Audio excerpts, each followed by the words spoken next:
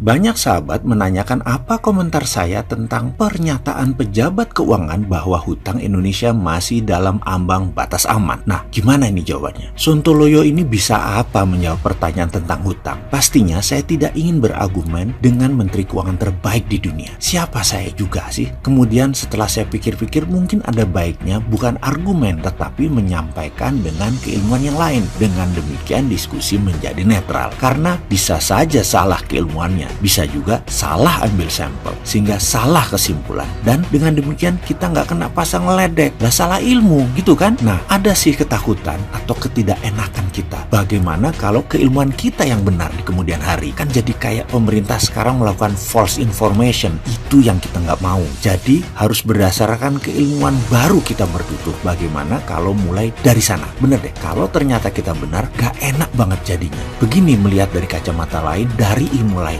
Ngapunten loh ya Bu, jangan diambil hati. Ini untuk semua anak bangsa, boleh beda keilmuan kan? Pertanyaan pertama, refleksi ke tahun 1998. Apakah Indonesia krisis karena pemerintah gagal bayar hutang atau karena rasio hutang pemerintah saat itu lebih tinggi dari pemerintah sekarang? Dalam bahasa lain, rasio hutang seperti dikatakan Ibu Menteri, rasio hutang kita aman masih 29% dari PDB, di mana batasnya 60% sebagai batas bahaya atau krisis. Kembali dipahami pertanyaan pertama. Di Indonesia di tahun 98, krisis karena rasio hutangnya tinggi atau karena gagal bayar hutang? Fakta adalah di tahun 1998, rasio hutang kita di batas aman. Dalam kurung, baca seperti sekarang. Tetapi, dalam sekejap rupiah melemah jadi 15.000 dan Indonesia gagal bayar. Menjadi negara paria, menjadi negara lumpuh. Jadi, kembali ke pertanyaan rasio aman. Kita aman secara buku, namun rentan secara kemampuan bayar kalau rupiah mendadak jadi 17.000 atau bahkan jadi 20.000, kita Indonesia langsung lumpuh. Setuju dengan keilmuan sederhana ini atau masih percaya rasio aman? Artinya aman 100%. Boleh lanjut? Ini monggo loh. Saya ini dianggap Sontoloyo nyinyir, monggo loh ya. Selama pakai keilmuan lain berdalih data, monggo. Jangan sampai pakai emosi mentang-mentang penggemar berat seseorang lalu beda ilmu dianggap salah dan pendosa. Ngapunten loh ya bikin emosi. Lalu masalah hutang dilihat dari asal yang berhutang. Apakah hutang pemerintah, hutang BUMN, hutang swasta, plus off balance sheet liability lainnya. Lalu kita melihat bagaimana kita nyaur atau nyicil hutang tersebut atau membayar kewajiban hutang tersebut. Apakah dengan berhutang lagi alias bayar pakai pinjaman hutang baru lagi, atau dengan pendapatan proyek, atau dengan jualan aset, dan banyak lagi caranya. Dalam tahun 1998, masalahnya hutang negara, hutang swasta, hutang BUMN menumpuk di satu tempat, tapi semua hutang mata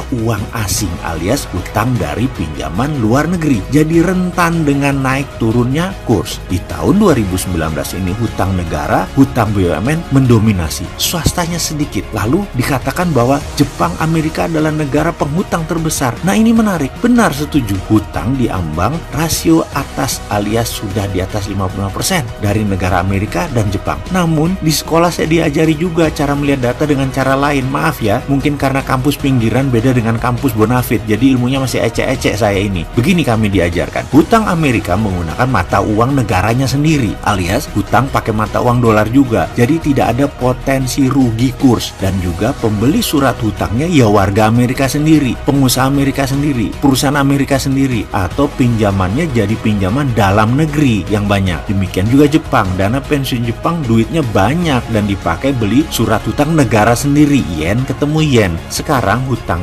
Indonesia 100% hutangnya foreign direct investment, hutangnya pakai currency asing, masuk ke proyek BUMN dan proyek negara. Jadi kok saya nggak enak untuk mempertanyakan hutang kita aman? Yang bener aman tuh yang mana? Yang aman di rasio buku, di fakta lapangan beda. Ngapunten loh ya, ilmu saya kampungan, maaf kalau saya salah ilmunya, saya mohon diajari lagi. Pengen banget berguru dengan yang terbaik, saya fan berat beliau loh. Dan untuk sahabat, ilmu ini jangan dipercaya penuh loh. Keilmuan saya ini ceper banget dan masih diragukan. Tapi saya yakin common sense manusia tidak memerlukan sekolah tinggi. Bener nggak gitu? Sudah dulu, semoga menjawab pertanyaan sahabat.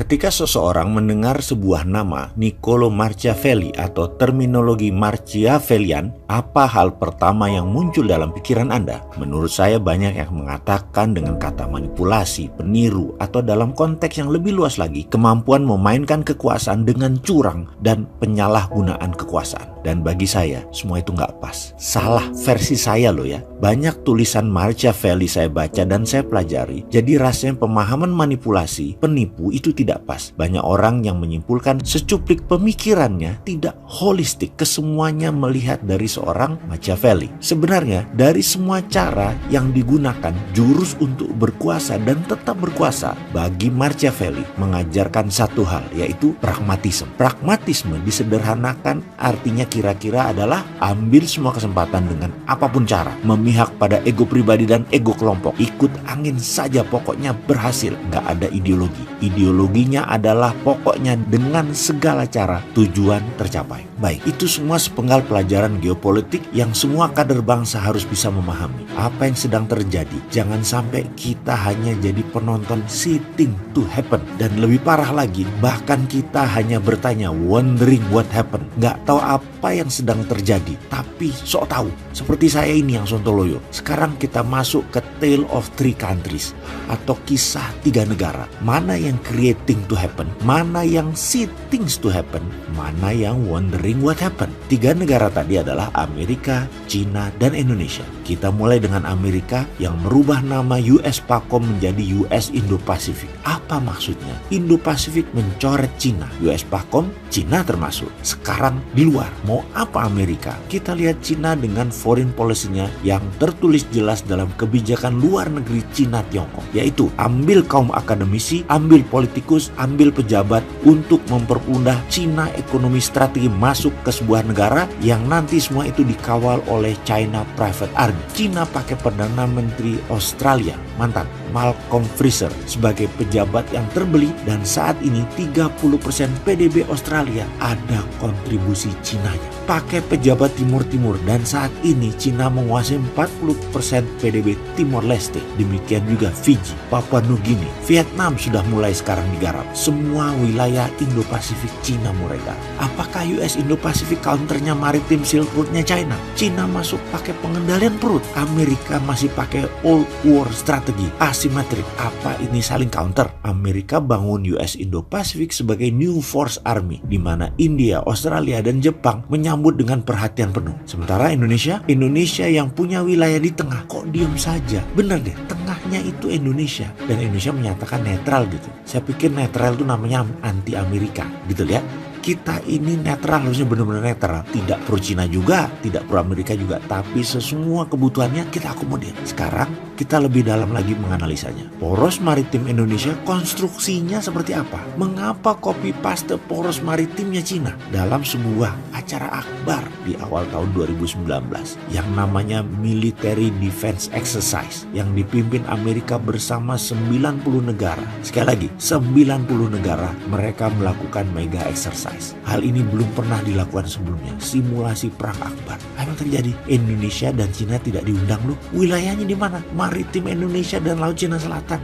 Apa itu artinya? Apakah ini artinya dunia akan melakukan war game versi baru dengan beragam tool, dan semua negara lagi cari bolo, cari kawan, cari teman, dan memposisikan siapa lawan? Bos NNC, National Security Council, Robert O'Brien, ternyata gerah dengan penguasaan Cina pada jalur maritim dunia. Ada 7 selat utama dunia, 2 terusan utama dunia. 7 selat utama, 4 dimiliki Indonesia. Seperti Selat Sunda, Selat Makassar, Selat Lombok, dan Selat Malaka. Apa yang terjadi? Cina saat ini menguasai 4 selat, 3 selat di Indonesia, dan 1 terusan Suez itu dikuasai Cina, dan dunia gerah. Bukan saja Amerika, 3 selat Indonesia dikuasai Cina tanpa Indonesia dapat apa-apa. O'Brien gerah sebagai Defense Advisor dan Council. Menhan Amerika gerah, Pompeo juga gerah, dan dunia sudah sering beberapa kali menyatakan gerahnya atas penguasaan Cina atas jalur-jalur strategi tersebut. Oke sahabat, ini adalah gambaran besar. Perlukah ini dilanjutkan? Perlukah ini dibahas? Apa yang seharusnya Indonesia lakukan?